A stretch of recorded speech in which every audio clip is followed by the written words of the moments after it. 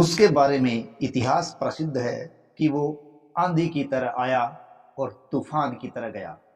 दरअसल 1398 की कड़ाके की सर्दियों में भारत की रंगीन जमीन पर एक काला साया पड़ गया था और उसी काले साये के बारे में कहा जाता है कि वो आंधी की तरह आया और तूफान की तरह चला गया। ये कौन था जो आंधी की तरह आया और तूफान की तरह गया, इस प्रकार का विरुद्ध धारण करवा गया? ये था तुर्क सरदार तैमूर, जिस इतिहास में तैमूर लंग के नाम से भी जाना गया है। उसकी नजरें दिल्ली पर थी, जो कि इस समय तुगलक वंश का गढ़ था, जो पहले से ही आपस की लड़ाइयों में पड़ के कमजोर हो चुका था। उस समय दिल्ली सल्तनत एक बांटा हुआ घराना बन चुका था। इसकी एक बार की ताकत इलाकों में आपसी लड़ाइयों और कमजोर बादशाहों की वजह से टूटकर बिखर चुकी थी, और दूसरी ओर तैमूरलंग की फौज, जो सालों की लड़ाइयों में माहिर हो चुकी थी, वो सिंधु नदी पार कर चुके थे और उसके आने की निशानी के तौर पर मुल्तान और भाटनेर जैसे शहरों के जलते हुए खंडर ही रह गए थे।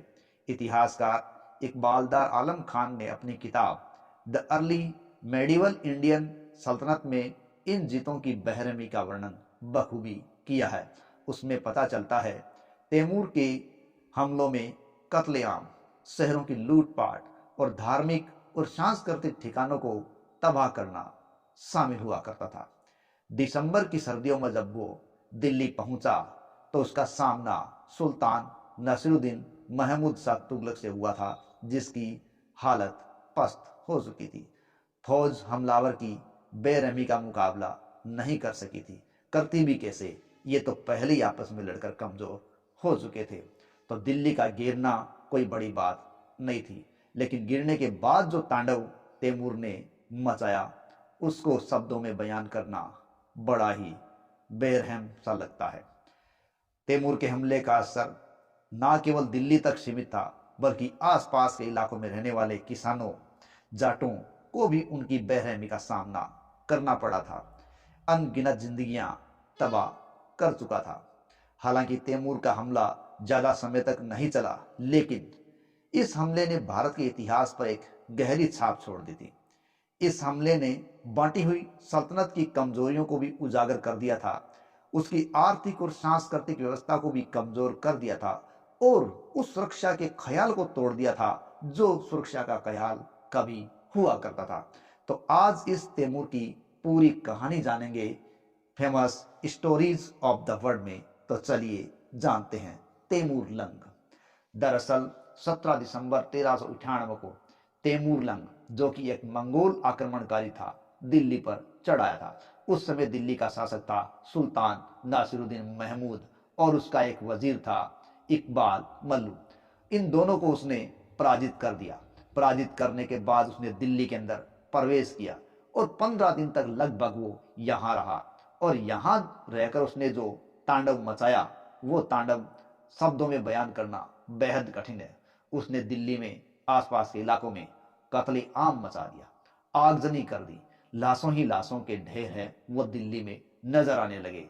ऐसा लगा जैसे लाश ही लाश दिल्ली के अंदर है, बाकी दिल्ली जैसे वीरान हो गई हो। यहाँ तक कि नदी यमुना है वो भी लाशों से भरी पड़ी थी। इस प्रकार आतंकित करने वाला यह दृश्य था और बेहद डरावना यह आक्रमण भी था। 1398 में तैमूर लंग ने इस आक्रमण में लूटपाट और आगजनी और नृशंस हत्या का इस्तेमाल किया, जो एक अलग ही बात थी। लेकिन इसके कारण में देखें कि इस प्रकार दिल्ली की हालत क्यों हो गई, तो वो एक प्रकार से कमजोर सल्तनत का होना है। जन्म 1336 ईस्वी में उज्बेकिस्तान के एक क्षेत्र शहर सब्ज में हुआ था। किसका? तैमूर लंग का। पिता छोटे जागीरदार से उसी क्षेत्र के, और पिता के जाने के बाद वो 1360 में अपने इसी शहर सब्ज में उज्बेकिस्तान में वो जागीरदार बना।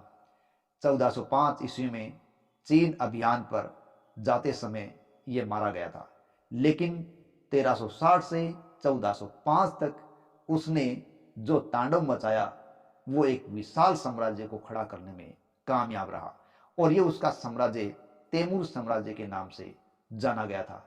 उसने अपने पिता के एक छोटे से क्षेत्र को एक विशाल पैमाने पर खड़ा कर दिया था। यदि तैमूर लंग के क्षेत्रों में देखें तो उज्बेकिस्तान वो उस वक्त समरकंद की राजधानी उसमें था। इसके अलावा अफगानिस्तान, तुर्कमेनिस्तान, ईरान, इराक आदि के इलाके भी अब तैमूर के हिस्से में थे। इसके अलावा एशिया माइनर का क्षेत्र, तुर्की का जो भाग एशिया का हिस्सा कहलाता है, वही भाग इतिहास में मध्य एशिया या एशिया माइनर के नाम से जाना जाता है, वो भी तैमूर के हिस्से में था। इसके अलावा सीरिया, तुर्की, ग्रीस, इटली, लीबिया, मिस्र, ये क्षेत्र सारे के सारे तैमूर के साम्राज्य का हिस्सा थे। लोगों को डराना, उनको भयभीत करना, उनकी नृशंस हत्या करना, लूटपाट करना, यही तैमूर का एक तरीका था। हो भी क्यों ना वो मंगोल जो था, और मंगोल मंगोलिया क्षेत्र के कबीले के निवासी थे और यहाँ का मुखिया खान के नाम से इतिहास में जाना गया था। हालांकि ऐसा संकेत मिलता है कि शुरुआत में ये मुस्लिम नहीं थे, लेकिन बाद में कहते हैं इन्होंने इस्लाम धर्म स्वीकार कर लिया था और ये घुड़बाज अस्से हुआ करते थे। घोड़ों पर यात्रा करना इनका एक बेहद रोमांचकारी शौक था। लंबी लंबी यात्राएं ये घोड़े पर कर लिया करते थे, घोड़े पर सो जाया करते थे और घोड़े पर भी कहते हैं खाना खा लिया करते थे। यानी कहने का मतलब है बहुत से कार्य वो घोड़ों पर ही कर लिया करते थे और अपने घोड़ों पर वो हजारों किलोमीटर की यात्रा कर लिया करते थे। इस प्रकार इनकी प्रवृत्ति है वो घुमक्कड़ की तरह, या यूं कहें एक जगह से दूसरी जगह पर पहुंचने की थी और संघर्ष की प्रवृत्ति बहुत ज्यादा थी। क्यों? ये जलवायु ऐसे ही क्षेत्र की थी। जब उसने दिल्ली की ओर प्रस्थान किया तो कहते हैं मार्च अप्रैल 1398 में वो समरकंद से दिल्ली की तरफ चला था और सितंबर 1398 तक आते आते वो सिंधु नदी को पार कर चुका था और अब वो यहाँ से आगे बढ़ा झेलम नदी के किनारे। वही झेलम जो इतिहास में सिकंदर और पुरुष के योग के रूप में या इन दोनों के युद्ध के रूप में प्रसिद्ध रही है। झेलम का युद्ध, वितस्ता का युद्ध, हाइडेस पीस का युद्ध अपने आप में एक अविस्मरणीय युद्ध था जो पुरु और सिकंदर के बीच एक युद्ध का बहुत बड़ा क्षेत्र था। जब तैमूर सिंधु नदी को पार करके झेलम के किनारे आगे बढ़ा तो यहीं पर इसका पोता पीर मोहम्मद है वो तैमूर लंग से आकर मिल गया था। दरअसल उस वक्त पीर मोहम्मद है वो मुल्तान को जीत कर आगे बढ़ रहा था और झेलम के किनारे दोनों की मुलाकात होती है। तैमूर का भारत में पहला हमला अगर देखें तो हुआ था राजस्थान के भटनेर दुर्ग पर। भटनेर आज का हनुमानगढ़ है, जिसे 1805 में बीकानेर के राजा सूरत सिंह ने जीत लिया था और सूरत सिंह हनुमान के बहुत बड़े भक्त थे और मंगलवार के दिन जीता गया था, इसीलिए कहते हैं भटनेर का नाम उन्होंने हनुमानगढ़ कर दिया था। इसी भटनेर पर कहते हैं तैमूर का भारत में पहला आक्रमण हुआ था और इस भटनेर के दुर्ग को अगर अपन तैमूर लंग की जबानी देखें तो उसने कहा है कि मैंने ऐसा मजबूत और सुरक्षित किला पूरे भारत में नहीं देखा। ये बात उसने तुजुक ए तैमूरी जो अपनी आत्मकथा है उसमें कही है। इतिहासकारों के अनुसार यदि माने तो भटनेर का जो युद्ध हुआ था जब तैमूर ने यहाँ आक्रमण किया था तो कहते हैं हिंदू और मुस्लिम दोनों ही महिलाओं ने कहते हैं यहाँ जोहर को अंजाम दिया था। फिर भी यहाँ से होता हुआ वो दिल्ली की ओर अग्रसर हुआ और आसानी से वो जीतता चला गया क्योंकि दिल्ली की हालात बेहद नाजुक थे। दिल्ली पर इस समय 2 सुल्तान थे, अतः दिल्ली डावाडोल स्थिति में थी। दरअसल इस समय दिल्ली है वो तुगलक वंश के अधीन था। इनसे पहले फिरोज शाह तुगलक है वो एक बढ़िया शासक था जो कि तुगलक वंश का तीसरा शासक था, लेकिन 1388 में जब उसकी मृत्यु हो गई तो उसके बाद तुगलक वंश है या सल्तनत है वो बिखरती चली गई क्योंकि एक के बाद छोटे छोटे क्षेत्रों पर अलग अलग सुल्तान बने और वो आपसी झगड़ों में उलझे रहे, जिसके कारण इनकी हालात खराब होती चली गई और तुगलक वंश की जड़ें हिलने लगी थी। फिरोज शाह के पोते नसीरुद्दीन महमूद है वो 1394 में सुल्तान बने और दिल्ली के एक हिस्से पर उन्होंने काम किया या यूं कहें शासन किया था और उनका यह शासन लगभग 1412 ईस्वी के लगभग माना जाता है। और दिल्ली के पास ही जो फिरोजाबाद का क्षेत्र था वहां पर फिरोज शाह का पुत्र नुसरत शाह शासन कर रहा था। इस प्रकार एक क्षेत्र में थोड़ी थोड़ी दूरी पर दो शासन थे और ये बहुत बड़ी तुगलक वंश की कमजोरी थी, क्योंकि शासक दो थे, क्षेत्र बड़ा नहीं था और दूरी दोनों के बीच की कम थी। मूल सुल्तान तो थे वो नासिरुद्दीन महमूद थे और उनका वजीर था मल्लू इकबाल। हालांकि अगर ऐतिहासिक ग्रंथों की बात करें तो इस समय नासिरुद्दीन महमूद है वो एक नाम मात्र का ही शासक था और उसकी सारी सत्ता का जो उपयोग करने वाला था वो मल्लू इकबाल उसका वजीर ही था। अगर यूं कहें कि पूरा मुखिया वो था तो कोई अलग बात नहीं है। कहने का मतलब ऐतिहासिक ग्रंथ बताते हैं कि सुल्तान केवल एक कठपुतली की भांति काम कर रहा था और जिसे कई बार तो दिल्ली से बाहर भागना भी पड़ा था। तैमूर ने जब प्रथम मुकाबला मल्लू इकबाल वजीर से किया और नासिरुद्दीन महमूद से किया तो उनको दिल्ली से भागना पड़ा। कहने का मतलब है वो आगे बढ़ के तैमूर के सामने लड़ने के लिए गए लेकिन उनको वापस भागना पड़ा। वो तैमूर के आगे नहीं टिक पाए और तैमूर है वो आगे बढ़ता चला गया और इसी बढ़ाव में 17 या 18 दिसंबर के पास कहते हैं वो दिल्ली पर आया तो भयंकर युद्ध हुआ था।